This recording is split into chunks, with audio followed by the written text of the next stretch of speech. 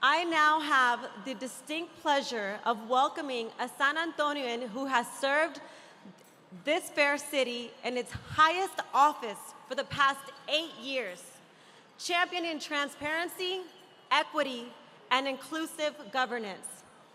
In collaboration with San Antonio Hispanic Chamber of Commerce, Mayor Ron Nirenberg was pivotal in planning this city's tricentennial celebration and coordinating the visit of the royal household of Spain. Most recently, under his leadership, the city of San Antonio has officially entered into a sister city agreement just this past March with our city's founding ancestors, the Canary Islands. This is a testament to the international work that the Chamber has led for 96 years. Mayor Nirenberg embodies dedication to community, a deep passion for service, and a vision for progress that reflects the very heart of this city. As a public servant, he leads not just with policy, but with purpose, and has done so during 4 consecutive terms. San Antonio will forever be a better place to live, work, and play because of Mayor Nirenberg's indelible mark and transformative leadership. And now, to present the keynote address, join me in welcoming Mayor of San Antonio, the Honorable Ron Nirenberg.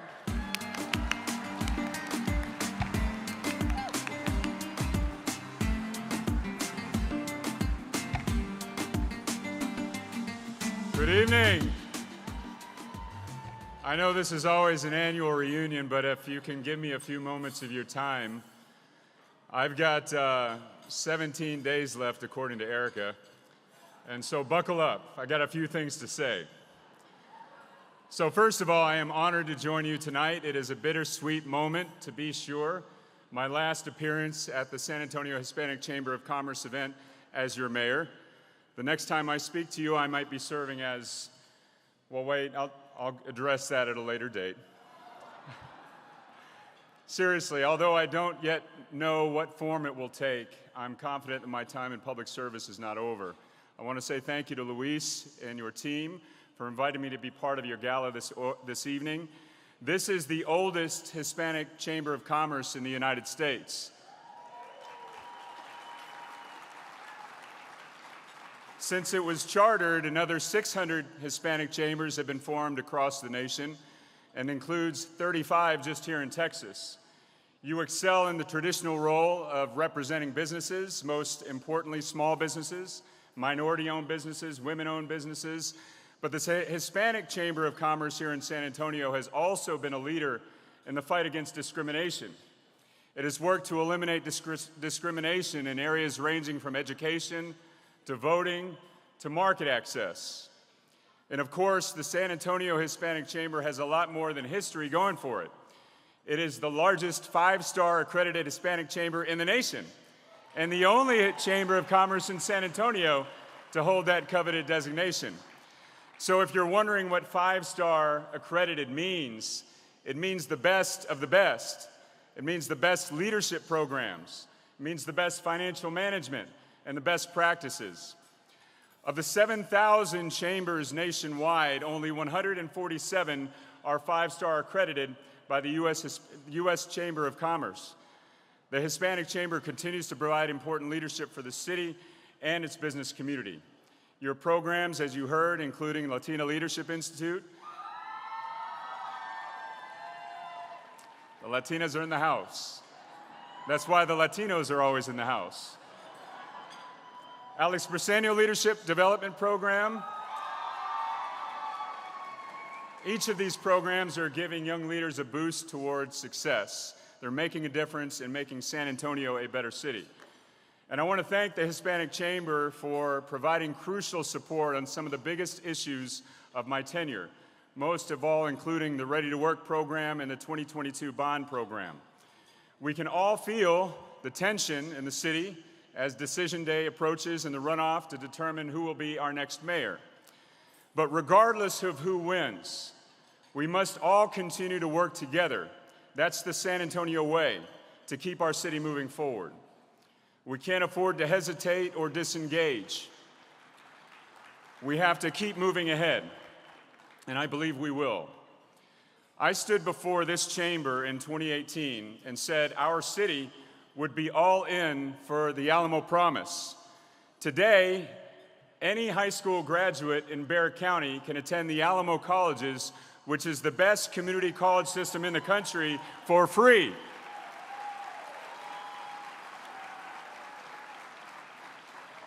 During the past 8 years, International Motors, formerly known as Navistar, opened its Southside manufacturing plant. Toyota Motor Manufacturing Texas has expanded significantly, repeatedly. Boeing's San Antonio facility is now the site where our nation's F-15E fighter jet will be reborn, adding to its growth and diversified products at Port San Antonio. Standard Aero was awarded the license to repair the newest commercial engines in the aviation industry, the LEAP engine, which powers the world's largest fleet of narrow-body aircraft. And JCB announced it will build its largest American manufacturing facility right here in San Antonio. Now I want to hear a big round of applause because City Council also approved a $2.5 billion development plan at the San Antonio International Airport.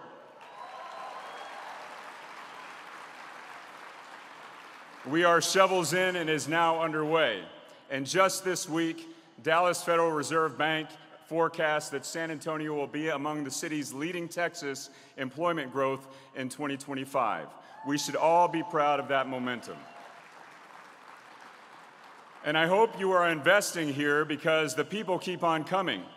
The Census Bureau recently reported that San Antonio gained almost 24,000 new residents last year, and we've recorded that type of growth year after year during this past decade. Within the next couple of years, San Antonio is likely to become the nation's 6th most populous city, overtaking Philadelphia. But let me take a moment, and I hope I have your attention, to remind you that job growth is only one part of the equation. The other part is job placement. So tonight, I want to explain how, during the last 8 years that I've had the opportunity to serve as your mayor, I've gotten to know 1.5 million heroes, the residents of this city. Let me take you back for a moment. The year was 2020. Unemployment stood at 3.7%. A few months prior to that, we had just announced our best quarter of economic development and job creation in 2 decades. Our city was the fastest growing in the nation, and yet at the same time, 60,000 people per week relied on our food bank to keep food on the table. Only 26% of the workforce had a post-secondary degree, and just about the same number, 1 in 4 adults, were considered functionally illiterate. Worse yet, those statistics, all from February 2020, was just one month before the job market, the educational landscape, and so much more were upended by the COVID-19 pandemic.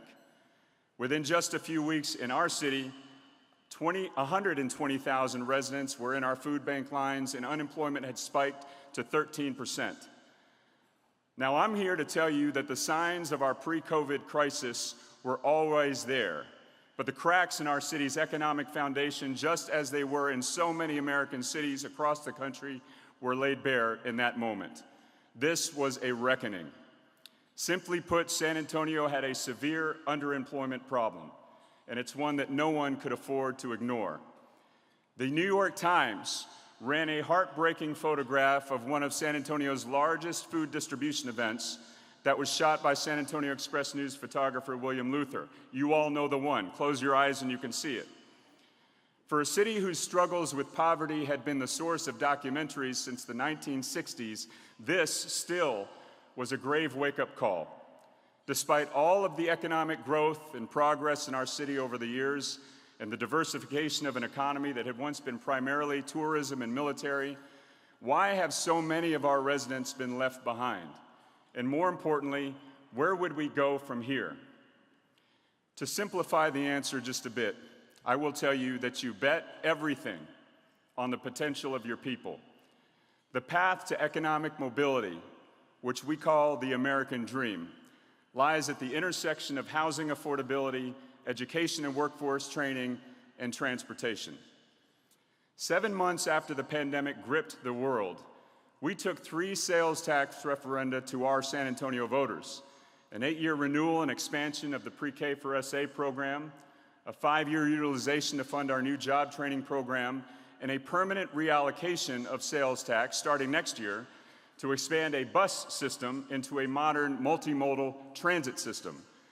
This was indeed a reckoning with our past and getting our priorities straight for the future, creating an economic opportunity for all San Antonians so that hardworking families would be able to thrive.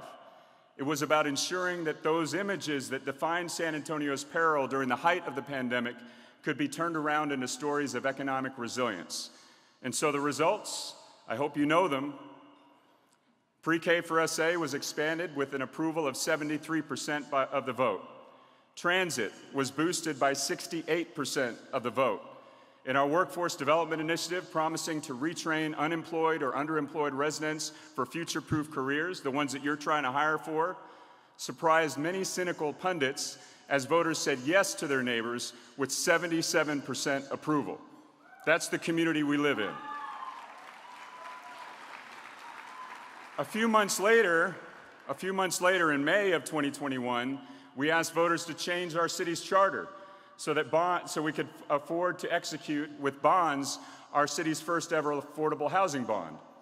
Voters approved that charter change, and a year later, our first ever affordable housing bond was approved in May of 2022. Since then, as of today, we have rehabbed or produced over 5,500 homes with another 3,000 more in the pipeline. Between 2020 and 2022, San Antonio voters, this is the city that you live in, your neighbors, approved a little less than $2 billion of physical and human infrastructure investments above and beyond the city's annual budgets, all without new or increased taxes. We reassessed our existing priorities and started putting our money where our mouths were, so that we dared to do things that many communities just simply talk about. And despite the daunting challenges of reversing cycles of poverty, let alone doing so at the scale of the 7th largest city in the country, today I want to talk about Ready to Work. Our program now has over 11,600 enrollees, over 3,500 of which have already graduated from their respective trainings, and almost 2,300 individuals are now in better paying jobs. And perhaps most astounding, over 1,100 employers in our city have hired Ready to Work participants, demonstrating that the impact that this program can have on the region's small businesses. Even still, the success of the program has been an economic development boon. JCB, the company I just mentioned, pledged to hire 1,500 workers and cited Ready to Work as one of the reasons why they chose to build in San Antonio. Global consulting firm Guidehouse announced a new facility and another 1,000 jobs, in part because of our workforce development efforts. Russ Ford, CEO of Standard Aero, told me the same thing. So for all of you who are here, I want you to leave believing in the neighbors of your community. Let me illustrate why this is so important by painting a picture of who we are serving with the San Antonio Ready to Work program. This is the profile of an average Ready to Work participant. She is a woman of color, raising children in a household that is earning on average less than $14,000 a year total. You can imagine the challenges in that household, particularly for the children. It's a life of dependency and struggle, where multiple poverty wage jobs still isn't enough, and where the children and grandchildren who come after are more likely to be in the same situation. And so the cycle of poverty grows exponentially. That's what was happening here in San Antonio and in cities across the country. But SA Ready to Work and the faith of this community is what has changed these outcomes. That mom, after she finishes training and is placed in a Ready to Work approved job, is now earning $44,000 a year with benefits. And she has a credential to keep her career building. That's now a life of financial independence and economic mobility. Now those children have their mom back and get the nurturing that they need to fulfill their own potential. And now that negative cycle of poverty has turned into a virtuous cycle of economic empowerment. And so what is the cost of all this? Just over $6,000. That's it. From intake to training to financial assistance to job placement, the average cost per participant is about $6,000 for a lifetime of impact that expands with each passing generation. For just the 2,200 San Antonians who are already on new jobs, their collective increase in incomes, which, mind you, goes back into our community's economic activity, is $62 million over the next 12 months.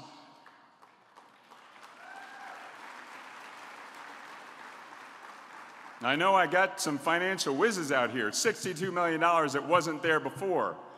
A 2021 study of the program estimates that total economic impact of the Ready to Work program during working careers of the participants is $13.1 billion. This program has already paid for itself. And so if you're not getting the full picture yet, let me tell you about one of our workforce heroes. His name is Mr. Sergio Garza. He goes by Sage. Sage had been a recipient in several of our local food bank distributions. He was always riding shotgun with his family because he didn't have a driver's license.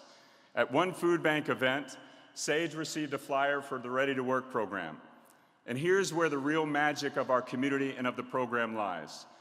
Just as voters decided to place a bet on their neighbors, Sage decided to make a bet on himself. Ready to Work supported Sage's initiative to earn his GED, his driver's license, and eventually he got a commercial's driver's license. After completing his CDL training, he attended a job fair and he knew exactly where he wanted to work. So now, earning the first salary of his life in his late 30s, Sage has become a truck driver for the San Antonio Food Bank, where he had first received information about that helped turn his life around. So how about a round of applause for Sage and all of his neighbors that are turning their lives around? So I'm here to tell you that Sage's story is just one of thousands in our community. That $2.5 billion airport expansion I mentioned earlier, the first person hired on that job site was a Ready to Work graduate. In order to build the strongest city in America, and I know every elected official and business person here wants to, and every person that wants to be an elected official wants this to happen too, you have to bet big on your people. It's backbreaking work on both the systems and the participants, but the rewards will last for generations, and we are proving it here in San Antonio. So to the Hispanic Chamber Board, your staff, and your members, thank you for believing in the potential of our neighbors and for supporting our work. Thank you for hiring our neighbors. So I will leave you now with one final thought and one quote on the matter this evening. Here's the thought. The raw talent in our community has always been here. We just have to give our neighbors their shot. Keep doing that. And so here's the quote. We live in a world in which we need to share responsibility. It's easy to say, it's not my child, it's not my community, not my world, not my problem. Then there are those who see the need and they respond. I consider these people my heroes. That's from Mr. Rogers. And that, my friends, is why the 1.5 million residents I've gotten to know during my time as mayor are my heroes. Thank you, and may God continue to bless the people of San Antonio.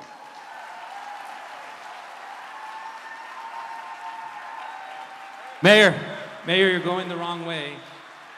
You're supposed to walk out this way, over here actually.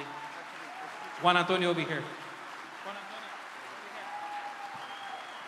Mayor, on behalf of the San Antonio Hispanic Chamber of Commerce, our board of directors, and I believe I speak for all of San Antonio, we present you with this award for thanking you for your years of service in public office, for what you did for our city, and for everything you worked with through the chamber, your Hispanic Chamber of Commerce. Felicidades.